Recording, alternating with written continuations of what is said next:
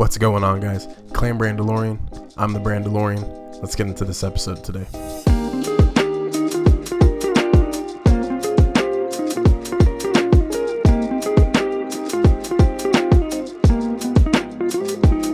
So with a lot of swirling news with Bob Iger and Disney, we are seeing that a lot of Disney projects like Marvel to Star Wars are getting some setbacks. And especially with the newest movie, Indiana Jones, Dial of Destiny, that only sold 11 million its first day. So in Hollywood, a lot of the box offices are seeing a little bit of a crash, and there's no spike in profit for these films. With me being a Star Wars fan and relaying to other Star Wars fans, we do know that there's a lot of fans that do not like any of the Disney projects, don't like the sequels, don't like too much of the shows, with the exception of The Mandalorian. I think The Mandalorian is very well favored throughout the entire fandom, and even some Star Wars fans I know that haven't seen the movies but do enjoy The Mandalorian. So with that being said, let's get into this and let's dive a little deeper. So from what's being said, Disney and Bob Iger coming together to kind of stop some production for more so shows and movies for the future. So obviously we are getting another season of The Mandalorian at some point. We are getting the Ahsoka series next month. And we are also getting Skeleton Crew around Thanksgiving time. But we also expect another season of Book of Boba Fett. And we do also expect the Acolyte to resume maybe next year, and another season of Andor. That's about 5 series right there that are expected to continue. But I feel like after that, we're not going to get as many Star Wars shows anymore. Because obviously with some fans not liking some of the Kenobi series, some of the Book of Boba Fett, and some not liking Andor, this is what the problem is. We have said shows, we have a lot of them, we do have some movies coming out as well, but a lot of the content isn't driven and it's not punctuated. So with me saying punctuated, I don't think that there's a lot of time being put into the writing, especially like, let's take a look at the sequels. So the sequels, like I've said before, I'm a huge fan of all Star Wars. The sequels kind of being at the bottom of my list, but I do not hate them. I will admit that they are a very rushed trilogy. You look at, The Force Awakens, and we kind of get a brand new opening to what's going on in the sequel world.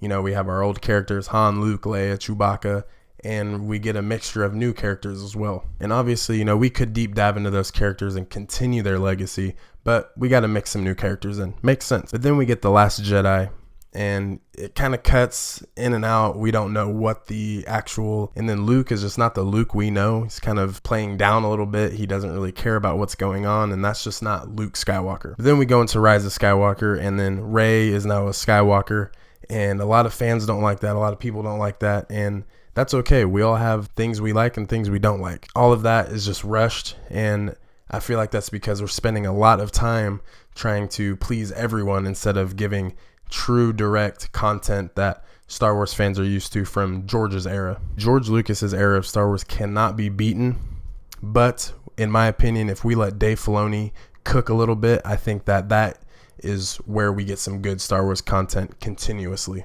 So the people at Disney, if I were them, I would really look into getting ideas from Dave Filoni. A lot of people who love George Lucas, which should be most of us, do like Dave Filoni because he's looked at as George's apprentice. And also giving us amazing characters like Captain Rex, Ahsoka, just a couple to name off. And those are fan favorite characters. If we have Dave Filoni in a good space, I think we can get tremendous writing, impeccable design, impeccable directing, and everything can look good, and it's going to feel like Star Wars once again. But I do agree with some of the setbacks and the unsuccessful things that are going on with Star Wars right now. It's because there's too much that we're putting out and we're not getting enough in. And looking back at the Kenobi era, we have side characters like Reva. And then like in the Kenobi series, just for instance, we get Reva, who gets a lot of screen time compared to Grand Inquisitor, Fifth Brother, who, are bigger characters in Rebels. But in the Kenobi series, they're not getting enough light. It's all kind of on Reva and Obi-Wan.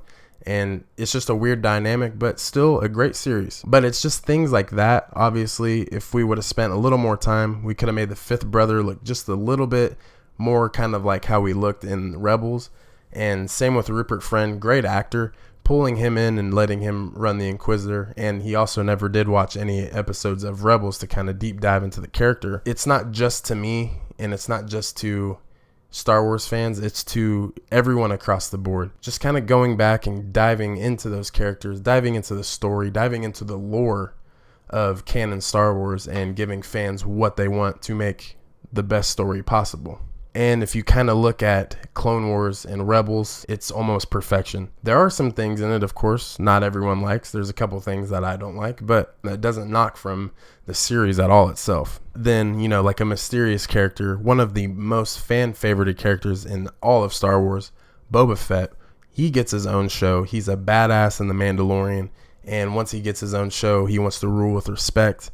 And if you kind of step aside and look at it from a life aspect, as you get older and you've been bounty hunting all those years, maybe you want to take a break. Maybe you want to, go down a different path and stay collective. But it's in a galaxy far, far away. And obviously with Boba Fett, we want him to be as badass as possible throughout his whole life, every time we see him on screen. Because in the original trilogies, he's only in for about 11 to 14 minutes throughout the entire trilogy. So to us, he's kind of a mysterious character. Obviously, we get his backstory in Attack of the Clones, him as a small child, and throughout the Clone Wars. But it's just the little things. Bob Iger taking that strike to be like, we're going to stop making a lot of projects that aren't getting paid back, basically. They're going to be seen. They're going to be streamed. I feel like with Star Wars especially, it's one of the biggest fandoms, one of the biggest profitable organizations. It's George Lucas's story, letting someone else take it into their hands.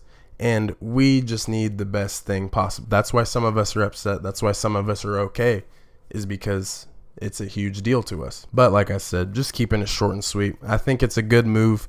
We're going to get good content, and us getting that step back and noticing that a lot of these new series and films are not as successful as planned. That's obviously hey, we got to take a step back. We have to deliver great content to ourselves and to fans. So I think it's a good move overall. And there has been nothing but success in a lot of films and movies, and a lot of the TV series as well. If you're watching this video and you enjoyed it, make sure you hit the subscribe button, like the content. Go ahead and let me know some of your ideas. And if you did make it this far, let me know down in the comments, what are some things that Disney and Bob Iger maybe can do together to give us good content, give us good films, give us good series. At this point in Star Wars, we have Ahsoka left and the Skeleton Crew, and that's going to be it for the rest of 2023. So we do have a lot to look forward to in this next year to come. But with that being said, may the Force be with you. Have a good day. Have a good week. Mandalorian out.